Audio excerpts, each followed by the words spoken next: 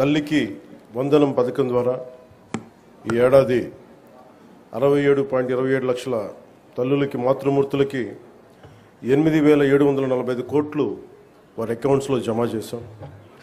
అలాగే దీపం పథకం కింద 2 విడతల్లో 1 కోటి ఉచిత గ్యాస్ సిలిండర్లు ఇచ్చి 5 ఏళ్లలో ఏడాదికి 3 సిలిండర్ల చొప్పున 13,423 కోట్లు ఖర్చు చేయబోతున్నాం. ఈ రోజు నుండి స్త్రీ శక్తి పథకం ద్వారా ఆర్టీసీ బస్సుల్లో మహిళలకి ఉచిత ప్రయాణాన్ని ప్రారంభిస్తున్నాం. పంచాయతీరాజ్ బాధ్యతలు స్వీకరించిన వెంటనే జాతీయ పండుగల నిధులను మైనర్ పంచాయతీలకి 100 నుంచి 10,000కి, మేజర్ పంచాయతీలకి 250 నుంచి 25,000కు పెంచి సర్పంచుల ఆత్మగౌరవాన్ని కాపాడాం. గ్రామ స్వరాజ్య సాధన లక్ష్యంలో భాగంగా ఒకే రోజు 13,326 గ్రామ పంచాయతీల్లో గ్రామ సభలు నిర్వహించి ప్రపంచ రికార్డు సాధించాం. పల్లె పండుగ ద్వారా 4,000 కిలోమీటర్ల సిసి రోడ్లు, 22,500 మినీ గోకులాలు, 1,00,000 నీటి కుంటలు, 15,000 నీటి తొట్లు పూర్తి చేశాం. పంచాయతీరాజ్ ఇంజనీరింగ్ డిపార్ట్మెంట్ ద్వారా 2,000 కిలోమీటర్ల బీటీ రోడ్లు, 14 కొత్త వంతెనలు నిర్మించాం. గ్రామీణ ఉపాధి హామీ పథకం ద్వారా 75.23 లక్షల ఉపాధి శ్రామికులకు గ్రామాల్లోనే ఉపాధి కల్పించి ప్రమాద పరిహారం 50,000 నుంచి 4 లక్షలకు పెంచాం. అడవితల్లి బాట కింద కొండ ప్రాంతాల్లో 1,005 కోట్లతోటి 625 గిరిజన గ్రామాలను అనుసంధానిస్తూ 1,069 కిలోమీటర్ల రోడ్ల నిర్మాణానికి ప్రధానమంత్రి జనజాతి ఆదివాసీ న్యాయ మహా అభియాన్ కింద ఉపాధి హామీ పథకం కింద రాష్ట్ర నిధులతోటి శ్రీకారం చుట్టాం.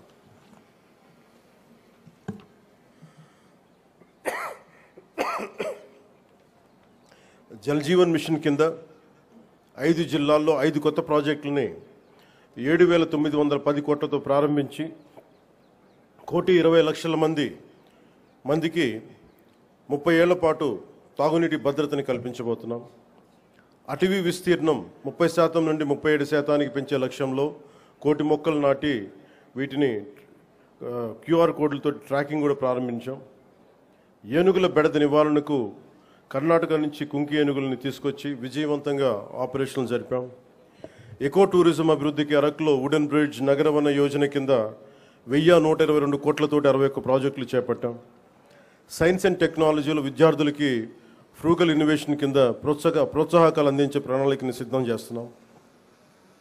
ముఖ్యంగా కాకినాడ జిల్లా ప్రగతి నివేదిక, అన్నదాత సుఖీభవ, PM కిసాన్ పథకం ద్వారా 1,50,475 మంది రైతులకి 102 కోట్లు తొలి విడతగా జమ చేయడం జరిగింది. స్త్రీ శక్తి పథకం కింద మహిళలకు 187 ప్రత్యేక బస్సుల్లో ఉచిత ఆర్టీసీ ప్రయాణ పథకం ప్రారంభించడం జరుగుతోంది. తల్లికి వందనం పథకం ద్వారా 2,79,312 మంది విద్యార్థుల తల్లులకు ఖాతాలో ఒక్కొక్కరికి 13,000 రూపాయలు జమ చేయడం జరిగింది. అంతర్జాతీయ యోగా దినోత్సవంలో పాల్గొన్న 5,000 మంది యోగా శిక్షకులు, 8 లక్షల ప్రజలకు అభినందనలు తెలియజేస్తున్నాం. 2,69,148 లబ్ధిదారులకు ప్రతి నెల NTR భరోసా పింఛన్ల కింద 116 కోట్లు పంపిణీ చేయడం జరుగుతోంది. ఉపాధి హామీ పథకం ద్వారా 118.46 కోట్ల వేతనాలు, 93.46 కోట్ల మెటీరియల్ ఖర్చుతోటి గ్రామీణ అభివృద్ధి చేయడం జరుగుతూ ఉంది.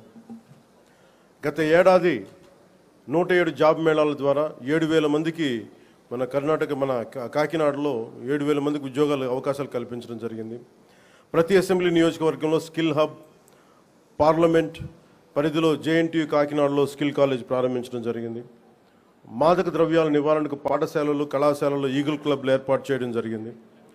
జల్ జీవన్ మిషన్ ద్వారా 497 కోట్ల వ్యయంతో ఇప్పటి వరకు 506 పనులు పూర్తి చేయడం జరిగింది. రోడ్లు భవనాల శాఖ ద్వారా 27 కోట్లతోటి రహదారులు గోతులు పూడ్చడం జరిగింది. గడిచిన ఏడాదిలో పిఠాపురం నియోజకవర్గంలో 308 కోట్లకు పైగా పనులు చేసి దేశంలోనే మోడల్ నియోజకవర్గంగా దాన్ని తీర్చిదిద్దుబోతున్నాం. వచ్చే 4 ఏళ్లలో మరింత ప్రగతికి కట్టుబడి ఉన్నామని మీ అందరికీ తెలియజేసుకుంటా ఉన్నాం. ఇంత అభివృద్ధిని మనం సాధించగలిగామంటే ప్రతిసారి కొన్ని చీకటి రోజులు వస్తాయి ప్రతి ఒక్కరికి. మన రాష్ట్రంలో 2019 నుంచి 2024 వరకు ఒక డార్క్ డేస్. బ్రిటిష్ వాళ్ళు ఎలా పరిపాలించారో, బ్రిటిష్ వాళ్ళు దేశాన్ని ఎలా కబంధ హస్తాల్లో పెట్టుకున్నారో, మన రాష్ట్రం కూడా అలాంటి కబంధ హస్తాలు పెట్టుకున్నప్పుడు స్వాతంత్ర సమరయోధుల స్ఫూర్తితోటి ఒకటే ఎదుర్కొన్నాం. బ్రిటిష్ వాళ్ళు నేర్పించి వెళ్ళిపోయింది మనకి డివైడ్ అండ్ రూల్, మనల్ని విభజించండి పాలించండి అని. కానీ ఎలా మన కూటమి ప్రభుత్వం మన స్వాతంత్ర సమరయోధుల స్ఫూర్తితోటి యునైటెడ్ అండ్ రూల్, కలిసి ఉందాం, కలిసి పాలన చేద్దాం, ఇదే కూటమి ప్రభుత్వం తాలూకు ముఖ్య ఉద్దేశం. ఈ స్ఫూర్తిని మేము స్వాతంత్ర సమరయోధుల పోరాట స్ఫూర్తిని నుంచి మేము తీసుకున్నది.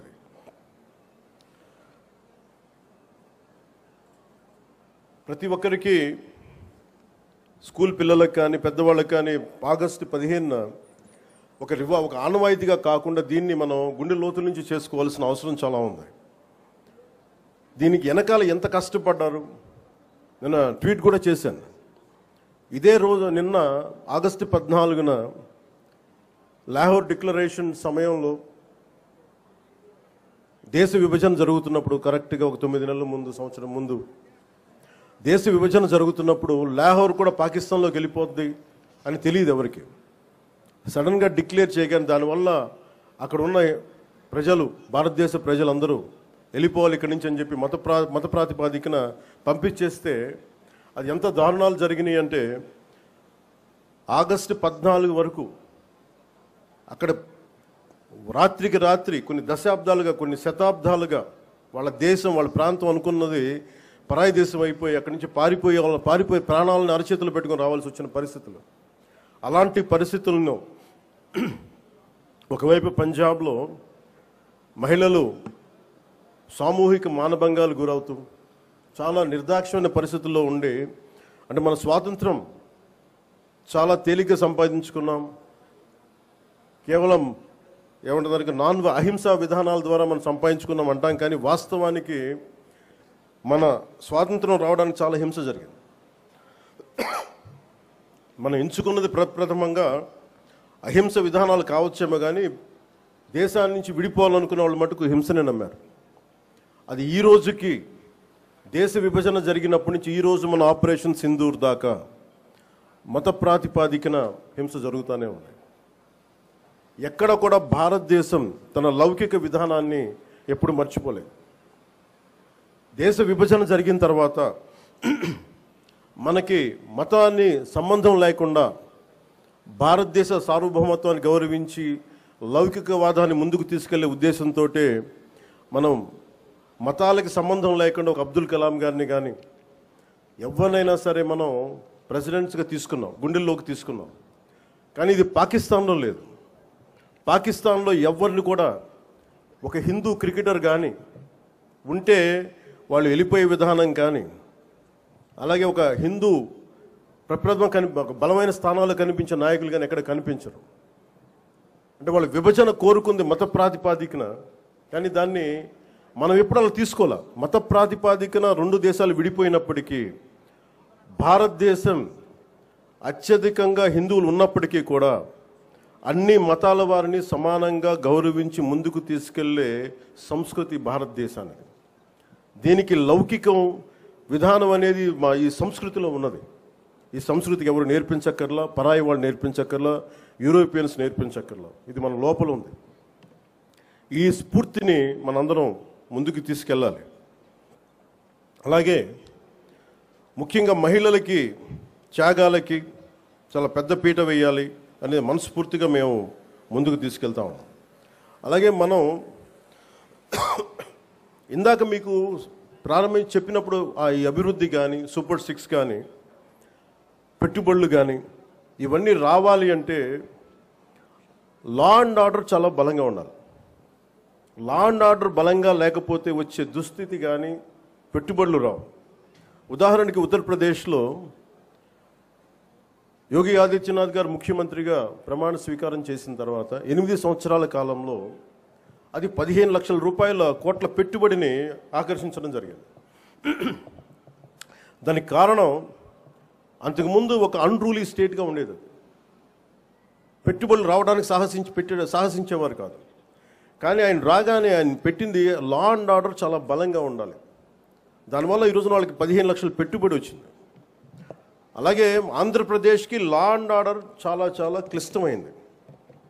అలాగే భవిష్యత్తుని పదే పదే ఈ కూటమి ప్రభుత్వం ఒక దశాబ్దన్నర ఎందుకు ఉండాలి అని అంటున్నానంటే, సుస్థిరత ప్రజలకు ఇవ్వాలన్న ఒక ఉద్దేశం తప్ప పదవుల్లో కూర్చొని దీన్ని ఎంజాయ్ చేయాలి, లేదంటే దీన్ని ఆస్వాదించాలన్న కాంక్ష ఎవరికి లేదు. కానీ ఈ దుస్థితి నుంచి, ఎందుకంటే అనుక్షణం ప్రతిపక్ష నాయకులను చూస్తూనే ఉన్నారు. జాతీయ స్థాయి ప్రతిపక్ష నాయకుల నుంచి ఓడిపోతేనేమో సడన్గా ఓట్ చోరీ అంటారు. వాళ్ళు గెలిచినప్పుడేమో ఓట్ చోరీలు కనిపించే వాళ్ళకి. గత ప్రభుత్వంలో కూడా చూసాం. 2019లో వాళ్ళు గెలిచినప్పుడు మేము ఎక్కడా మాట అనలా. ప్రజలు తీర్పు ఇచ్చారు, దాన్ని గౌరవించాం. 2024లో 151 సీట్లు కూటమి ప్రభుత్వానికి ఇచ్చి